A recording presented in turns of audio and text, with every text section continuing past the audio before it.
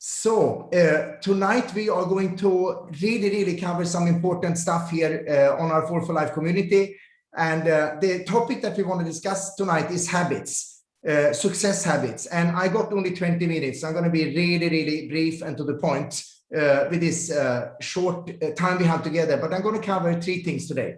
I'm going to cover three principles of goal setting. That's number one.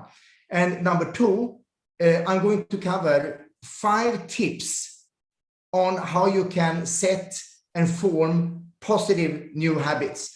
Because I think all of us would agree on the fact that successful people have good habits, and people who are maybe struggling in some area do not have so good habits. If you think about anyone you know who is successful in the area of business or in finance or in sports or in as a student or in health, chances are very high that it comes down to that person having exceptionally good daily habits. And on the community yesterday, we had a little poll, and I wanted to know what you were interested in me covering today. And what I could see you, deciding on was exercise. That more than 50% of people on our community mentioned that they have an issue with being disciplined about exercise. So this little photo here is, of course, what we would all dream of doing, to sit and do nothing and at the same time getting some exercise in.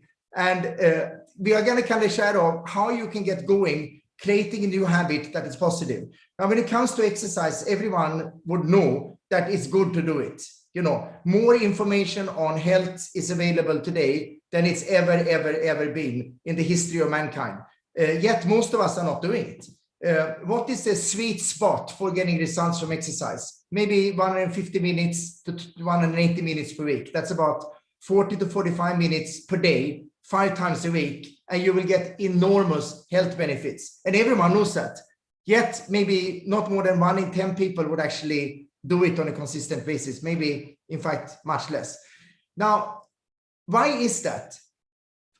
Something so simple to do as exercising half an hour or 40 minutes per day. It's so easy to do, but it's also very easy not to do. Everyone knows they should do it, yet very few people do it.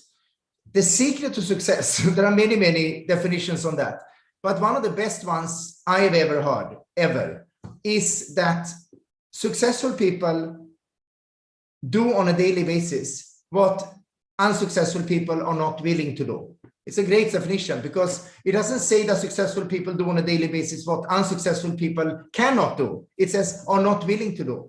Very often success and getting results in any area just comes down to a simple, basic thing of repeating good, constructive habits over and over again enough times to really start to see results. So another definition of success that is very dear to my heart is that success depends on small, seemingly insignificant actions that we do regularly every day. So we basically just need to trust the process. Right small actions always leads to results, giving enough time. Now, this is a philosophy of life that I think many of us on this community are bases our whole, success principles on. I practice this idea here, what you are seeing on the graph, in my personal life, in my relationships, in my health on a daily basis. I practiced it in the area of investing and financing for many years. I practiced it in the areas of relationships with my children, my wife. And it basically, the principle says that if you do the right things consistently every single day, over a period of time, you get an exponential, cumulative, compounded growth. Just like if you put your money in the bank, it will double every 6 or 7 years, or whatever the interest rate is. And that's almost like a wonder, the wonder of compounding. And the same thing, it says that if you make wrong judgments or you make exceptions to good habits on a daily basis, also that leads to some sort of end result, which is not very positive. And that's why you can see people who seem to do the right things don't really get results always quickly. And people who neglect doing the right things, they seem to have the same results. But over a period of time, this graph just shoots wider and wider. And that's kind of the foundation for what we are going to speak about tonight. Now, the problem is this, that daily habits that lead to success are actually very, very easy to do, but they are also very easy not to do. And that's why most of us neglect it. Now, how difficult is it to exercise 20 minutes per day or 30 minutes per day? Is it difficult? How difficult it is to do a 40-minute brisk walk every single day? It's not difficult at all. Everyone can do it if you can move. Yet it's also very easy not to do it. It's very easy to say it's raining and not do it. It's funny when Pramila and I go for a run in the mornings, which we do very regularly because it is a habit. And habits is what we are discussing now. We very often see 40 to 50 people out in our complex doing a morning walk, which is not that impressive considering that probably 2,000 people live in our complex. But to give people the benefit of the doubt, maybe they are exercising at home. So we see 40 to 50 people out. The moment it starts to drizzle, there are 10 people who are out. The minute it starts to pour down, there are only 2 people out, me and Pramila. In fact, yesterday it was pouring in the morning when we went out. And there was a guy who is maybe 20 years younger than I am, standing, hiding under a shelter. He was planning to take a walk. And he asked me, why are you running in the rain? And it's like, can you repeat that question again? I didn't quite get the question right. Can you repeat it? He said, why are you running in the rain? Now, this person thinks I think it's fun to run. Whether it's sun, whether it's cold, whether it's hot, whether it's rain, whether, I'm tired, whether I'm rested, I don't like to run. You see, successful people do what unsuccessful people are not willing to do. It doesn't say that successful people do the things that they think are fun. I don't think it's fun to run in the morning. I like to sit with a cup of coffee and browse the internet in the morning like everyone else likes to do, or read a book, or do nothing. However, I get out there and I do it because I know it's important, number one, and I made it a habit. So I looked at this person and said, fun, it's not fun. Why am I running? Because we decided to. You see, this is very powerful. We are not trees. I'm not a tree. I can decide. I can move. I can take the first step. You can make, you can take the first initiative. You can open up that book. You can get on this meeting tonight. You can decide to eat what you put in your mouth. Another guy, when we were walking around the other day, we were walking with the kids, we were not running. And he's a really nice guy, and I chatted with him in the morning. And he said to me that I wish I could be as fit as you are. And he has got a little bit of a tummy. So I said to him, he told me then that I don't know how I ended up with this belly, he said, and pointed at his tummy. And he's again about 20 years younger than I am. And I said to him, I can tell you how you ended up with that belly. And he said, how? Tell me, And I said, you ended up with it one bite at a time. That's how it happened. It didn't happen magically that you woke up one day with a belly. It happened like this. Every single day, you made a small error of a judgment. You made an exception. When that thing was put in front of you, you said, it's only for today. It's party time today. And you didn't really stick to the habits that are constructive. And that's how you ended up with the tummy. Now you can lose it. But that's a choice. So when it comes to success, it comes down to daily constructive habits that we do every single day, and we repeat them. So that's success in any area, whether it's fitness, whether it's losing weight, whether it's success in your career, whether it's relationships, whether it's money and investments, anything. Now, the danger is that when you look at Pramila, especially, because I think, many of you are following her on Instagram. Maybe some of you watching on YouTube right now are watching her on Instagram as well. And you look at her, you look at the kids, you look at me, and everything seems to perfect on social media. And sometimes you would say, they must have a high metabolism, or they must not like sweets, or they must, love to go out and exercise every single day. They must love this healthy lifestyle. Now, we are like everyone else. And just to dispel the myth, because one of the main points I'm doing today is that I'm going to make the point that success is a choice. Success is not an accident. Success is not one choice, in fact. Success is many, many, many thousands of choices repeated all over again. And that's how you become successful. Why do we, I don't know if you know anyone who has won the lottery. I don't personally. But, we hear about people who win the lottery and win a lot of money, and they win the lottery. Now, do you respect the person who won the lottery? No, you say he's lucky. Now, do you respect the person who becomes a world champion in sports? Do you respect Sachin Tendulkar? Yes. How come you don't respect the lottery winner? Maybe the lottery winner is richer than he is. You respect the sports champion because he had to suffer pain and make thousands of choices to become the best at what he was doing. And when he dies, you will still remember his name. And that's basically what it comes down to. Accumulative successful habits. And in Pramila, in my case, we are not, we are like everyone else. We like to do what's easy, not what's right. We would rather do what's easy than to do what is hard. That's human nature. That's just an instinct we all have. So I'm just going to show you some quick pictures to make the point here about this.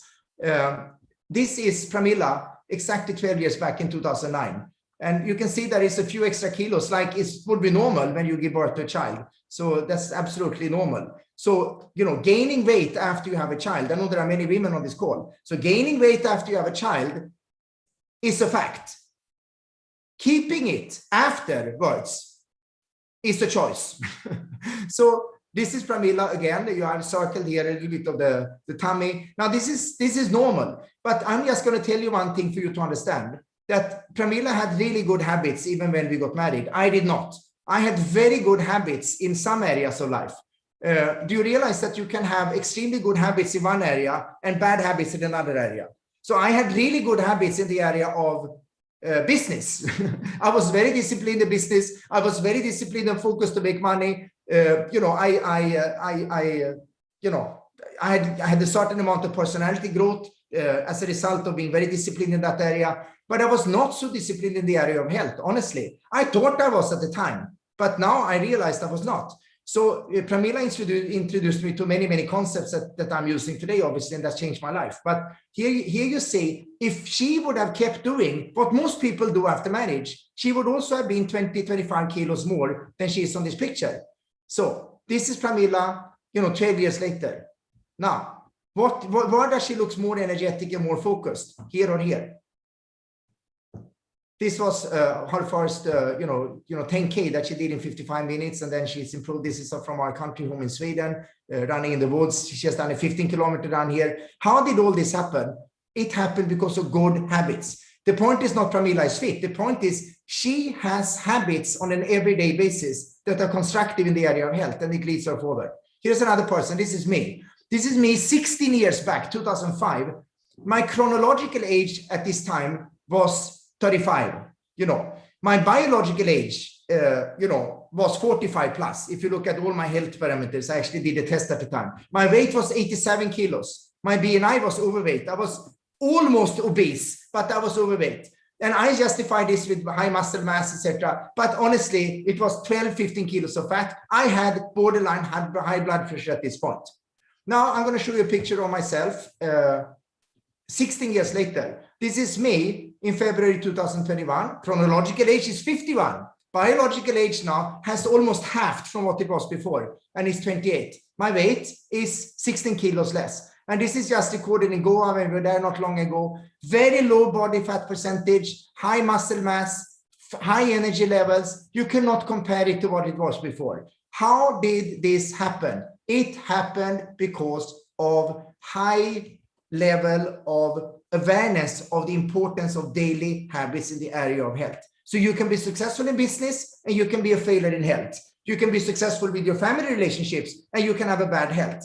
The idea in life is to look at it holistically and be successful in your profession, what you do, in your relationships, in your health, in your spiritual life, whatever it is holistically. If it comes down to small daily choices and habits that you practice and you practice them right, you will become successful over a period of time, including money. If you invest every month, you will earn more money over a lifetime than if you wouldn't have done it. Everyone understands that logic. So now let's move on here to the actual point of today's talk. And that is, in order to develop habits that are right, you first need to know why. If you don't know why you are doing something, then you will not do how and what. So let's start to look at why first. One thing that I often recommend people to do, which I've done myself, which I have told probably thousands of people over many years to do, is to work backwards and start to think about your goals and how you want your life to look 10 years later. If you're 40 years old right now, think about how you want your life to look when you're 50. if you're 50, think about how your life wants to be when you are 60. I can see some people on the call here. I'm seeing your images as I speak on this call. I see some people are like in the 60s even. Now, if you're 60, there's lots of hope. You can reverse your health in the next 1 year if you're focused, if you make some small decisions. It all comes down to the right habits, but you need to know why first. And you need to start with, ideally working backwards from a 10-year goal.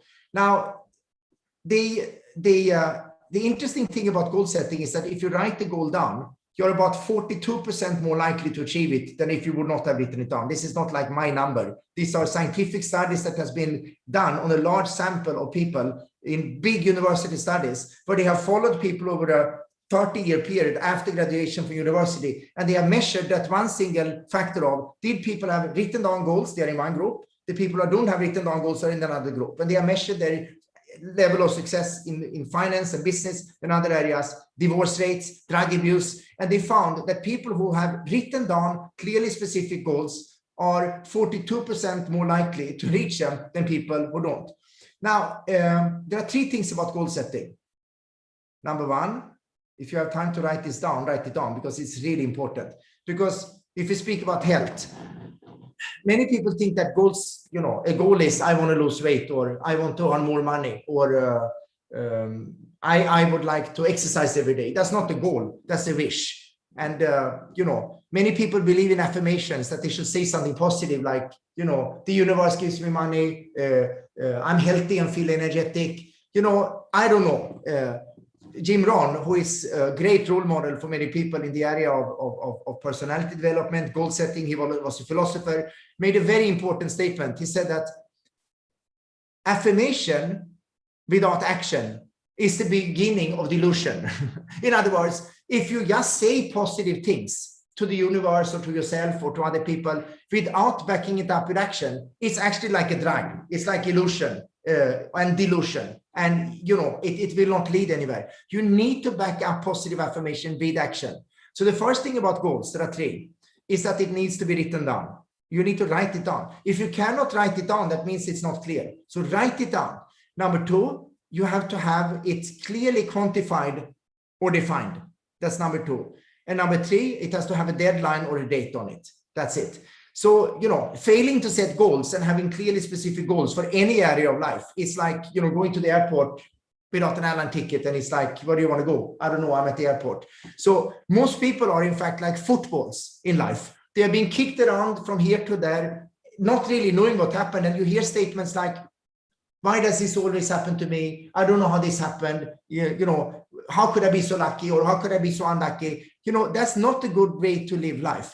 It's a better way to live life is to try to be in control of the outcome and move in a certain direction. That's why the 10-year goals are so important, to have that clearly, specifically. So if you say, for example, we take weight loss now as a goal. You want to lose weight. That's not the goal, because it's not specific and it's not the deadline.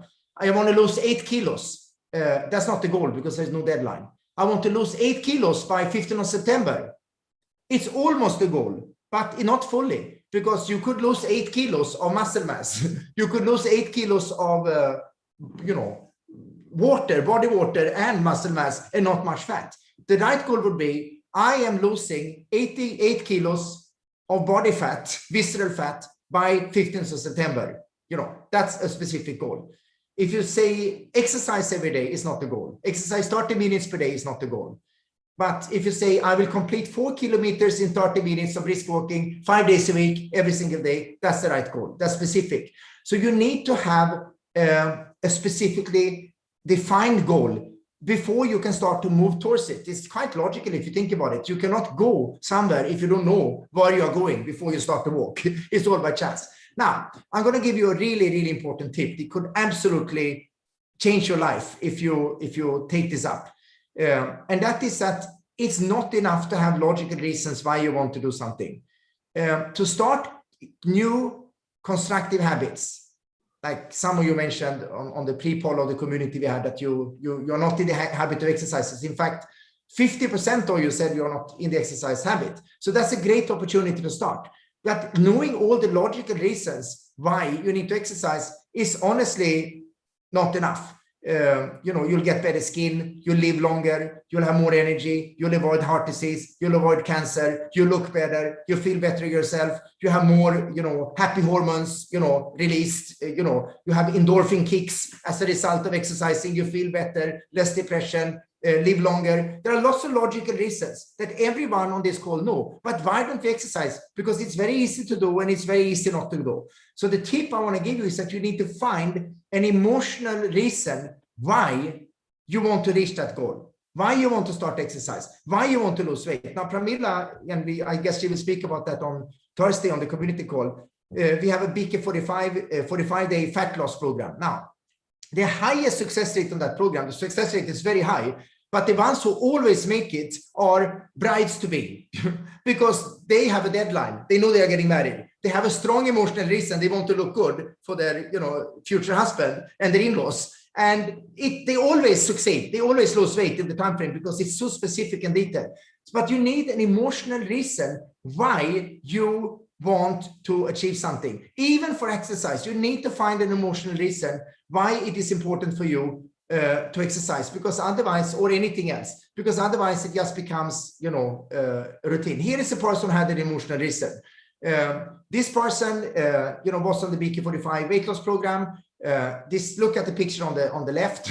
She was about 30 kilos overweight, and she decided that she wanted to get into that, a normal Western dress below. And that was an emotional reason for her. She had a date to do it, and she lost 25 kilos, I think, on the program within, a 6 months period, which is a good time, and was down to pre-pregnancy perfect weight. Why? Because she had a specific emotional, clear goal on what what she wanted to reach. Now, we are going to go through quickly now the last 5 points, and I'm just going to rattle them out. When it comes to setting habits, here are 5 tips. So tip 1 was, do you need a goal? And it needs to be clear and it needs to be specific, and you need to decide on what it is. That's number 1. Now, after that, 5 tips to set new habits and form new habits. Number 1 is, of course, that you need a clear goal. Number 2 is that you need to be consistent. Start small, but be consistent. If you're not in the habit of running, why would you run? Don't run 2 kilometers before you can walk 10 kilometers. Why would you want to be injured? Why would you get too exhausted? The idea is not to do something big for a short period of time. The idea is to do something small for a long period of time. So start small, but decide to be consistent.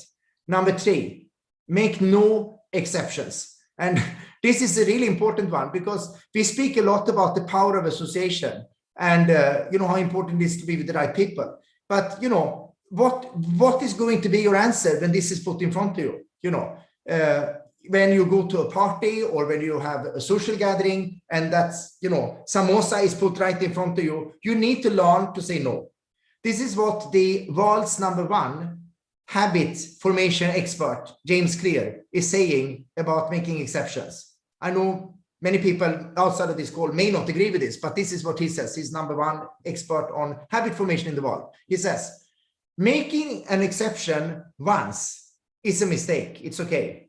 Making an exception twice is a start of a new habit, meaning a new negative habit. So that's not what you want. So you see, exceptions are dangerous. If you decide to go out for a walk and move 5 times a week, 30 minutes, 40 minutes per day, if you make a decision to do that, you have a clear emotional reason why you need to do that. You need to do it every single day. I'm scared of making exception because I tend to be lazy. If I make an exception 1 day or 2 days or 3 days, before I know it, it will be, pretty much every single day of exceptions. And that's not what I want. I want to be consistent. So you need to be consistent and be very, very careful with exceptions. Now, many people say that's a boring way to live life, not to eat what you want, always when it's put in front of you. Now, Pramila and I have we eat well. I don't remember the last time I went away hungry from, the dinner table or the lunch table. We are always full, but we eat the right things. So the idea is not to starve yourself. The idea is not to deprive yourself. We have cheat meals. Very often we have cheat meals. Probably once a week we have a cheat meal, but we don't have cheat days. There's a very big difference between a cheat meal and a cheat day. And we use the cheat meals to reward ourselves for something good we have done. So be really, really careful with exceptions. Many people say, oh, that's a boring way to live life. Well, I think having knee and back pains because of overweight is boring. I think that, not being able to move is boring. I think waking up in the morning without energy is boring. I think not fitting into your clothes is boring. Getting a heart attack at age 60 instead of at age 90 is boring. So you have to decide in advance not to make exceptions and to stick to your process of doing small things that are very easy to do and very easy not to do every single day. And finally, last 2 points. Number 4, decide on small rewards in advance for reaching your goal. That's really, really important that you reward yourself for reaching small goals, stepping stone goals. If you have a problem with starting to exercise, then, decide that after 3 days of exercise, you will have, do something fun with your family, or you will eat a cheat meal or whatever it is. But you need to build in rewards in order to make it worth it and to reward yourself and have something to look forward to. And finally, number 5, and then we are over, is the very, very important point of association with like-minded people. Many studies have been made on this, and they have found that a person's income, their body weight, their relationships, and many other factors can be determined by the 5 closest relationships they have, meaning the 5 people they are in touch with on an everyday basis. So be very careful who you spend your time with, and be very careful to find people who are more advanced and more successful than you are in the area that you want to be successful. For example, in the area of health, on this community, you have access to people who are successful in the area of health. They have already practiced good habits for a long time. Associate with them, learn how they think, be encouraged by them, not by people who, are not going to be able to give you the right advice.